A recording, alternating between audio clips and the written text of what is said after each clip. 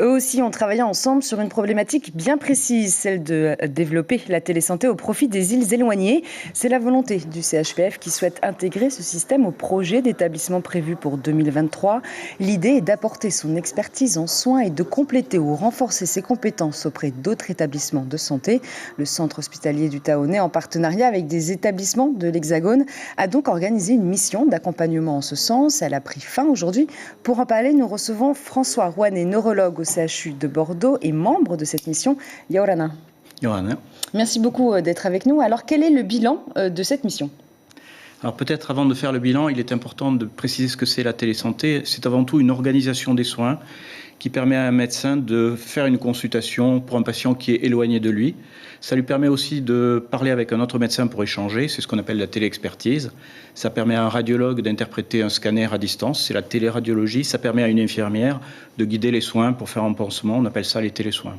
Alors le bilan de la mission, c'est que finalement, en Polynésie, globalement, il y a déjà pas mal d'actions de télésanté qui ont été mises en place, mais il y a vraiment une volonté du centre hospitalier de développer encore et de renforcer cette coordination des soins, et ça permet aussi de limiter la perte de chance et donc et d'améliorer l'égalité d'accès aux soins pour l'ensemble de la population polynésienne. Alors justement, quel est l'intérêt de la télésanté aujourd'hui ?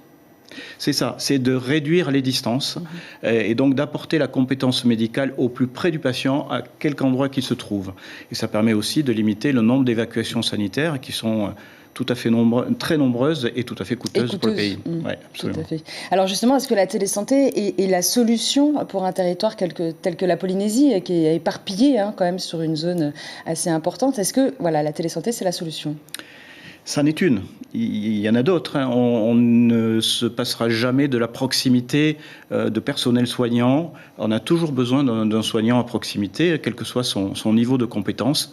Mais ça permet de renforcer le lien. Ça permet aussi d'améliorer la formation de ces agents de santé qui sont parfois très éloignés des établissements hospitaliers. Et la Polynésie manque cruellement de médecins, encore plus de spécialistes. Est-ce que la télésanté pourrait justement combler ce manque ? Tout à fait. Ce que l'on peut faire à l'intérieur de la Polynésie, c'est-à-dire un médecin qui demande un avis à un autre, peut se faire à l'extérieur.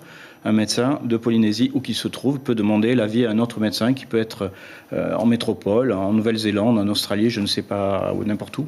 Alors avec le CHPF, vous avez signé un partenariat, c'est bien ça, avec le CHU de Bordeaux ? Oui, il y a un partenariat avec le CHU de Bordeaux, justement, sur ces missions d'accompagnement. Et puis, probablement qu'on essaiera de participer à certaines prises en charge. Je pense en particulier aux accidents vasculaires cérébraux. Et là, on va pouvoir profiter du décalage horaire, puisque quand il fait nuit ici, il fait jour à Bordeaux. Et donc, on pourrait éventuellement s'occuper des patients qui ont fait un AVC depuis Bordeaux. Quelle est la suite ? C'est ça. Donc, c'est finalement trouver. Les outils existent, les outils informatiques sont là.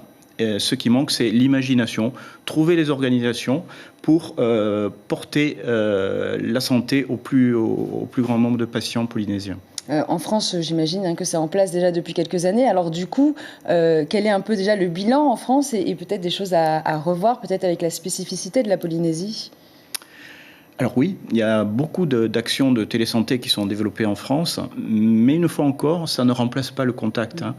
C'est surtout développé dans ce qu'on appelle les zones de sous-dense en médecins, où il manque des médecins, les déserts médicaux. Mais ce n'est qu'un moyen. Il faut, si on arrivait à mettre des médecins là où il en faut, ce serait encore mieux. Merci beaucoup François Rouanet. Je rappelle que vous êtes donc neurologue au CHU de Bordeaux. Merci. L'information en continu sur Polynésie la première, Internet et réseaux sociaux.